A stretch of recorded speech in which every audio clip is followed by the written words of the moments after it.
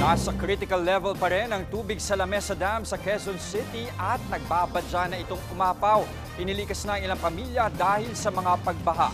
At live mula sa Quezon City, nasa frontline ng balitang yan si Dave Abuel. Dave, siguro unahin na muna natin. Tuloy-tuloy pa rin ba ang pag-ulan dyan? Jess, mayat maya pa nga rin yung pag-ulang nararanasan dito sa Novaliches sa Quezon City. Kasabay yan ng unang pagpapalikas ng Quezon City Government sa mga residenteng malapit sa Tulyahan River dahil sa baha at posibleng pag-apaw ng Lamesa Dam. Sakay ng rescue boat, isa-isang inilikas ang ilang residente sa Barangay Tatalon sa Quezon City kaninang madaling araw. Dahil sa malakas na buhos ng ulan, umabot sa hanggang bewang ang tubig baha sa lugar.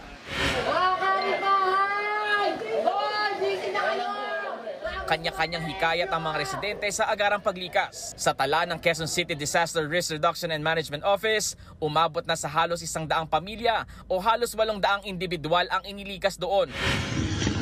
Madaling araw din kanina nang mapansin ng mga taga-barangay Novaliches proper ang pagtaas ng tubig sa Tulyahan River dahil sa malakas na ulan.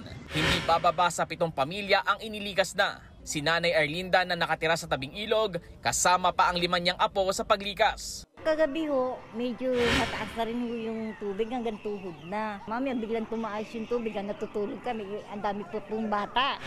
Ayon sa barangay, bagamat humina ng ulan, hindi muna ipinapayo na pabalikin ang mga nagsilikas na residente. Naghihintay po kami ng go signal galing sa QCD-RRM mo. Mahirap po nung babalik po sila, tapos kukunin na namin, hindi ho katulad dito sa evacuation center namin, safe po siya. Ang isinagawang paglikas, preparasyon na rin daw ng lokal na pamahalaan ng Quezon City sa nagbabadyang pag-apaw ng Lamesa Dam na isinailalim na sa critical level. Sa tala ng Pag-asa kaninang alas 8 ng umaga, umabot sa 79.8 meters ang reservoir water level sa Lamesa Dam. Hindi ito kalayuan sa overflowing level na 80.15 meters.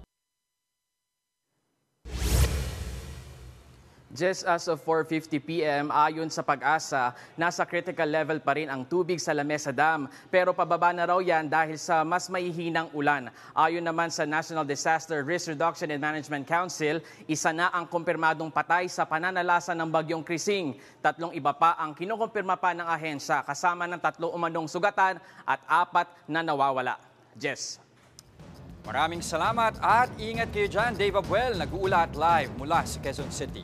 Mga kapatid, Jess De Los Santos po ang inyong kasangga sa paghahatid ng balita para sa may alam at may pakialam. Para sa tuloy-tuloy na makabuluhang balitaan, mag-follow at mag-subscribe na sa social media pages ng News 5.